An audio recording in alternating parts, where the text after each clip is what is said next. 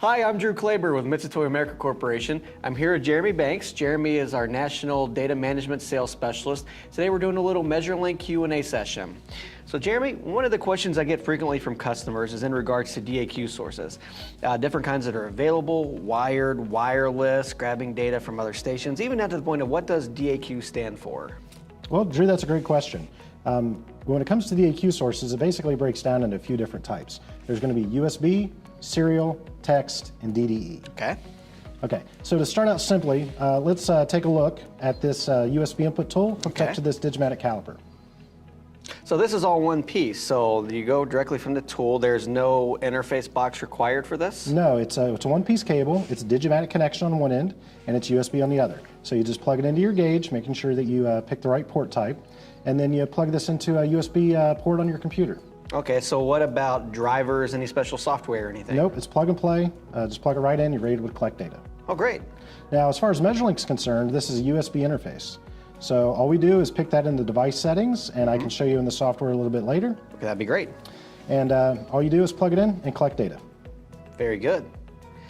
What if a customer has multiple data sources? This seems like it would be great for a single tool like we have here, maybe 2 or 3 tools, but if I have 8 or 10 tools, I might run out of USB ports pretty quickly. Right. So if you're just doing 1 or 2, this is a great device. But if you're doing multiple inputs, then we have a multiplexer. Okay. So a multiplexer is simply a multiple input device. Okay. So same connection, Digimatic, but on the other end, we're going to use a 10-pin connection to our multiplexer. Ah, okay. So the cable is actually a little different. The end that plugs into the gauge is still the same, correct, right? But I'm noticing this is not the USB connection like the other cable. Right, this is a D-type cable. And actually, if you look, this is not a connection that you're going to see on a regular computer. Yes. So what you do is you plug this into your multiplexer, and then on the other end of the MIG is a standard serial port. The other end of the serial port is going to plug into your computer. Oh, okay, gotcha. On older, larger standalone computers, you're going to have an RS-232 port. On this end, it's 25-pin. On the computer side, it's 9-pin. Now, on your newer computers, they're not going to have a serial port. So we have a 25-pin to a 9-pin adapter. That's going to be USB on the other end. Now, is this any proprietary information on that, or can you teach MeasureLink to pull data from this or any other RS-232 device?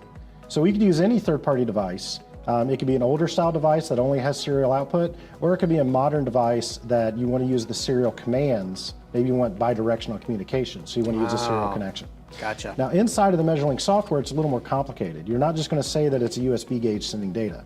You're actually going to set what the parity, the baud rate, all of those serial settings inside of our software, which I'll show you in a couple minutes. And you're also going to set the string that the data format is going to be in. And this could be different for a variety of gauges. Understood. So there's a utility in the MeasureLink software that allows you to set all of this. Oh, great. Yes, so all you really need is a manual and an example data string, and you're in business. Okay. So if I have a granite set up like this with multiple gauges, I could go into a MIG box such as this. What if I have several gauges and I'm concerned about cables getting intertwined and things of that nature? Right. So of course with the multiplexer, everything's going to be wired. Now we do have the Mitutoyo UWave system. Okay, the Mitutoyo UWave system is 3 main components. It's a receiver, it's a transmitter, and then a little pigtail cable that connects to the gauge. Now, it's the same port that all of the other connection types we're using. So I could use with this gauge a USB input tool direct, or a multiplexer with an SPC cable, or I could use the UWave. The connection is all the same. How many transmitters can I hook up to a single receiver? Well, this one receiver will support 100 transmitters, and Windows will support 16 receivers. So really? Yes, so you could actually have a system with 1,600 devices in use at once. Wow. Yeah, most people don't normally do that. They'll keep it down to about 10 or 15 gauges in a system, but you have the ability to expand if you need to. Ah, very good.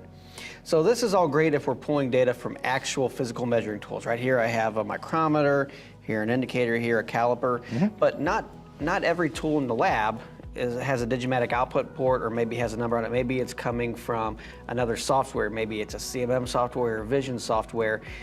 Do we still have the ability to pull that data into MeasureLink so all the data is in one place? Absolutely. If it's a Mitutoyo product, if it's a standard Mitutoyo software, then we can use a DDE connection. And a DDE connection is a direct connection from the Cosmos, the QV Pack, the Form Trace Pack software directly to MeasurLink. So they automatically handshake together. Absolutely. It takes minimal setup. Wonderful. Basically, you just say, I'm sending data to MeasurLink on this tolerance, and you're off and running. Okay. Now, what if somebody's made a bad decision and has a non-Mitutoyo CMM, for example? Well, unfortunately, that happens. Sometimes people are using devices that we don't make, like tensile testers or something like that, or maybe digital scales or a spectrometer.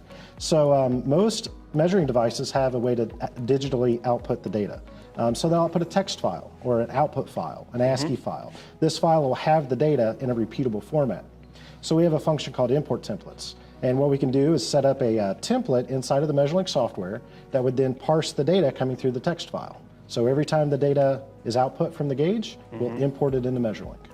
So how does that work, since no two machines will output the same format of file? Well, there's a utility inside of MeasurLink that allows us to build the import template. Oh, okay. So, and you can build as many templates as you need. Generally speaking, though, a certain software will output the same every time. You may have more features or a different part number, but the format's the same. So your tensile tester could output all the same format, even if you have 100 different part numbers. But your digital scale might output a different format, but it's going to be the same for all 100 part numbers. Great. So you'd build two templates, one for the tester, one for the scale. Perfect. Well, Jeremy, thank you for your time. This has been a great overview of all these individual products. If I want to learn more on specific ways of pulling data in, what can I do? Well, in the future, we're going to make these tooltip videos, and we're going to share these out on YouTube. Great. Or any other video service. And I'm going to make individual tooltip videos for collecting data from USB devices, from serial devices, and from virtual COM ports. Great. So anybody that wants to know more can just go to YouTube and search up the Mitutoyo America channel and find them from there? Absolutely. Very good. Well, thank you for your time today. I sure do appreciate it. And thank you for your time. If you have any other questions, please feel free to find more videos on our YouTube channel or visit us online at www.mitutoyo.com.